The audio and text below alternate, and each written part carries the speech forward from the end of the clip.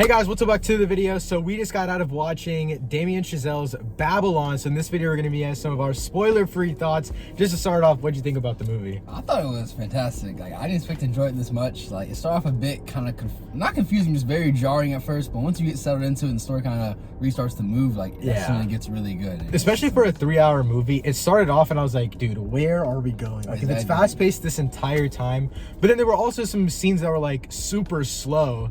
So it's like, how the hell are they going to manage to balance this? Yeah. And they end up doing it. So I told him that I had a hot take in the theater. This is like halfway through the movie. I pretty much decided this unless the movie went fully downhill from there. I think Damien Chazelle is probably one of the best working directors right now. Like, we haven't seen The First Man, but we've both seen La La Land, Whiplash, and this. I'm saying, like, behind Christopher Nolan, Denis Villeneuve, and, like, maybe one other person, like, maybe Greta Gerwig, because me personally, I think Greta Gerwig is also one of the best working directors right now. But behind them, like, currently, bro, like, Whiplash is easily one of the greatest movies, bro. Yeah, like, it's an insane accomplishment. His, like, filmography is very nice. I don't think it's actually bad in terms of, like, current directors. Like, yeah, I think he's definitely up there because his filmography is really good. And the fact that he also wrote this movie, okay, let's talk about the screenplay because it's crazy. I know you mentioned it right away, but it's like, how do you even write all of these things into one movie? Even like the way the story is structured, it's structured in a very unique way, and it's like the first hour is still insane to me because this is insanity. I don't believe it's real because it's like, also they don't do, so if you guys didn't know, the plot of this movie is basically, it's just like the evolution of film, and the end of the movie really like dives deeper into that. But in the first hour, like, you don't even really know what the plot is. And it's not a bad thing though, because you're learning all of your characters and you're trying to understand like the emotions behind all of them. And then in the second act, you get this like insane uproar of actual story, but it works so well. Like, I don't know how he pulled this off. Like, it's so big,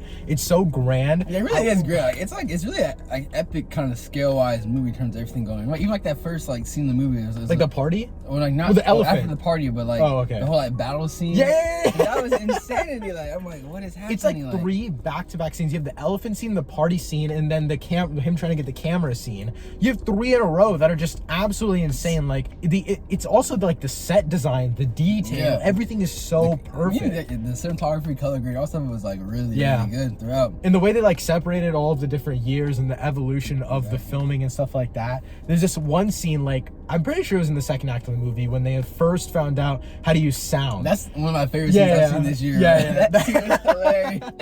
It's like I don't want to give too much away about the scene, but it's like a repeated thing and it's like a repetition type of scene, and it works so well because everyone in that scene is like, everyone acts perfectly. You have these just amazing performances, cinematography, and it's hilarious too. This is arguably one of the funniest movies of the year, like unironically. That movie's hilarious. Like, even that scene talking about, like, it's actually a pretty long scene, but I love how long it is because like each, like, it builds up and like that effect, and it works so well. And it also allows you to actually like take in like the actual evolution of it. And obviously I think like towards the end of the movie, again, without giving anything away, the end of the movie definitely speeds it up in terms of the evolution, but it's kind of necessary because you spend the first act focusing on the world of Hollywood, second act you focus on your story, and third act you focus on our characters. And the main thing I wanted to talk about also was the acting in this movie, because dude, the lead actor is absolutely amazing. Really good, dude. He's really good. So great. And Margot Robbie is also phenomenal. He said this before the video. I wouldn't necessarily agree, but like, Margot Robbie, this might be one of her best performances. Like, I haven't seen I, Tonya, and I know she was nominated for an Oscar or something for that. And so, that movie aside, I would arguably say this is one of her best performances. Yeah, this is probably the best I've seen from her so far. But I haven't seen it either. But yeah, she was really good in this movie. Same with Brad Pitt as well. He was amazing, dude. He was amazing. Tobey Maguire was barely in the movie. He was also hilarious. That was like disappointing, like his inclusion, like how long he was in the movie. Yeah. He made the most of his time. Yeah, I think the amount of time he was in the movie, and also his role. Like, I think his role worked enough, especially because it's like he hasn't been in like any movie since like, other than Spider-Man No Way Home. He was in one movie with like Jake Gyllenhaal a long time ago, and so like this is kind of his like more returning role outside of Spider-Man. Other than that, I don't have many other thoughts on like the plot and stuff without giving it away, but like in terms of issues, I know we were talking super highly, but like, in terms of issues, what did you think? Another one thing about it though, like, as good as Toby was and whatnot, I do find that kind of plot points like a little kind of like left field-ish. It was a little bit like just throw in. It didn't really like they just and like Exactly. that's it. Like again, without giving anything away, like it's a very like one note try and like move forward our main character's plot without doing it too like inherently like it's not inherently in the story, which I'm not mad about, but it's like it was entertaining. It was 100% Yeah, entertaining. it was very entertaining, but in terms of, like the full story, like by the end of it, I'm like, that didn't really go anywhere. Yeah, that I thought it was gonna go. So that's probably my only gripe with the movie, to be honest. That along with I do think at times a lot of like the character that Margot Robbie plays, I'm forgetting her name, but like her character was a little bit weird to me in terms of like going back and forth on like character development, and it makes sense for the story and it makes sense like in the world of Hollywood, but just watching it in the movie felt a little bit repetitive at times. But I think our main character made up for it because I think he had a lot of like screen time where he made the most of it and actually like let it in the acting. Oh, I was gonna ask you this, I know you haven't seen many of the 2022 releases, like the super like acting heavy ones, but like do you think he should be nominated for an Oscar? I think he should be nominated for lead, but I don't know if he will be. I think he should. I think he was really good. Like especially towards the end of the movie. Yeah, like I told Brantley, I wasn't really emotionally invested in this movie like too much until the very end, and it was primarily because of his performance that I think like he did a really good job of bringing out the emotions. I mean, I kind of like how this movie like it shows the evolution, but it's also kind of a full blown just like I would say somewhat of like a critique too of just like celebrities in Hollywood and just like that life and like everything. So it kind of just really just captures like the entire spirit of that time and era, like all like and in this one movie. It's kind of interesting, like Brantley and I were saying this, I don't want to give too much away about Brad Pitt's character either because I didn't know much about his character going in. Yeah. But I really liked the way like he reminded us about a lot of actors today, and I'm not going to name any names, but like there's a lot of actors today that go through a similar situation that his character was in, and I thought the way that they portrayed it was really, really great. And like, that one like monologue scene with like the gossip, like the publicist lady, that was really good. That was her amazing. Whole scene, what she was saying was like, that was really awesome. Yeah, I was stunned by the writing, just in general, like. Screenplay aside, like okay, like what are you gonna do in this situation, that situation, like in terms of like the party, directing the party and stuff like that stuff was insane. But like aside from that, it's like even in emotional character moments, they do a really great job of just like exploring like pure emotion.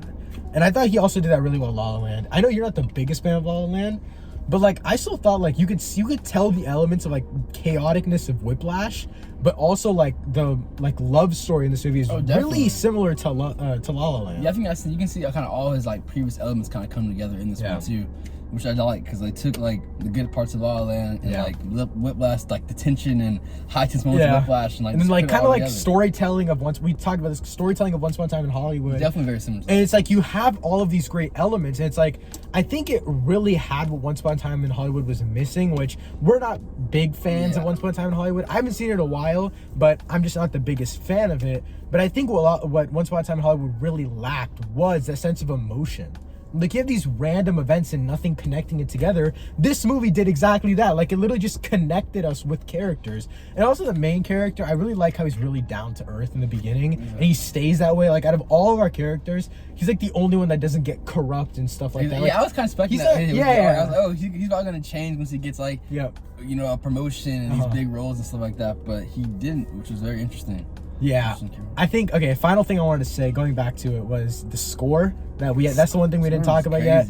I mean, Damien Chazelle never misses with his scores, even in La La Land, even in Whiplash. I've also heard the score for The First Man. I've never watched the movie, but I've heard the score for it, and it's amazing. And like the way it just like complimented this movie was so amazing. A lot of like the heavy jazz influences, a lot of jazz. It's like it just works really well. You can tell he's very passionate about music. It makes sense. He made a musical and a movie about musicians, so I mean it makes sense. And there's even a musician storyline in this movie. So you can tell he really cares about how the soundtrack complements the film, which I appreciate. I mean I think at the end of the day, like overall, I was so surprised by this movie. Like maybe it's because the critics' reception was just really poor. It went from like a 90-something on Rotten Tomatoes to like a 50-something in like 24 hours. And I was really debating, like, I was not gonna like this movie. Like it was gonna be too all over the place, all that kind of stuff. It was giving me Once Upon a Time in Hollywood flashbacks before I didn't see the movie. But I ended up really loving it. So final score, what would you give it? I'm thinking at 8.5, maybe 9, but I'll say 8.5 for now. I think for now, I'm going to go 9. I think I'm going 9. It's in my top 10 movies of the year, and that video will be coming very soon. It's definitely in my top 10, and I'm excited to see what Damien Chazelle does next, because hopefully this makes money. I mean, Paramount gave him a buttload amount of money for this movie, as you can tell. But like, let us know if you've seen Babylon in the comments down below and what you thought of it. But thank you so much for watching. I'll see you next time. Peace.